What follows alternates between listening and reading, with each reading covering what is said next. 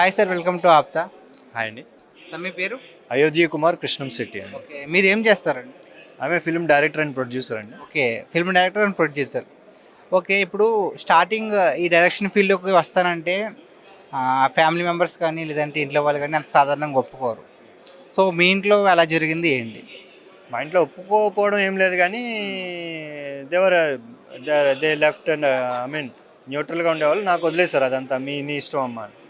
అంటే సాధారణంగా చూస్తే బయట వాళ్ళు అంత సాధారణంగా మూవీస్ని అయితే మీకు ఆ ఇంట్రెస్ట్ ఎలా వచ్చింది? అంటే నాకు చిన్నప్పటి నుంచి ఇంట్రెస్ట్ ఉండేది. నేను యూఎస్ వెళ్ళిన తర్వాత దాన్ని ఫిల్మ్ స్కూల్లో చదివాను. నేను అక్కడి నుంచి ఇంకా పెరిగిపోయింది అన్నమాట. ఇప్పుడు స్టార్టింగ్ వచ్చే అప్కమింగ్ యాక్టర్స్ కానీ లేదంటే మీ డైరెక్షన్ డిపార్ట్మెంట్లోకి వచ్చే వాళ్ళకి కానీ మీరు ఇచ్చే సజెషన్స్ ఏంటి?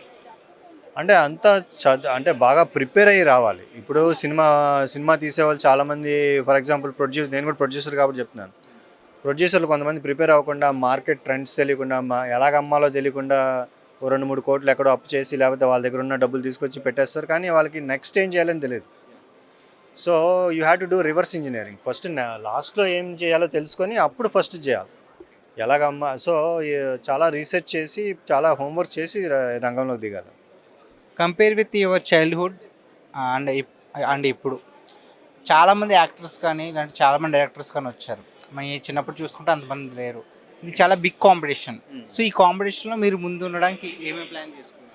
అంటే అప్పటికి నేను 2010లో ఇక్కడికి వచ్చాను. 14లో మినుగురులో రిలీజ్ అయింది. మేము మినుగురులో రిలీజ్ చేసినప్పుడు అసలు ఓటీటీ ప్లాట్ఫామ్ అనేదే లేదు.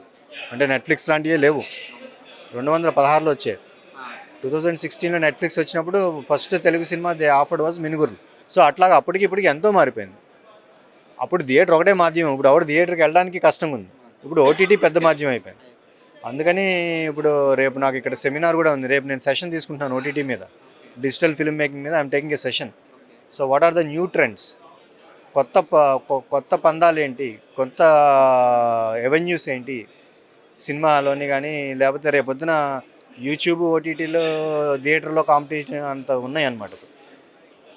Thank you sir, thank you so much. Thank you. Okay.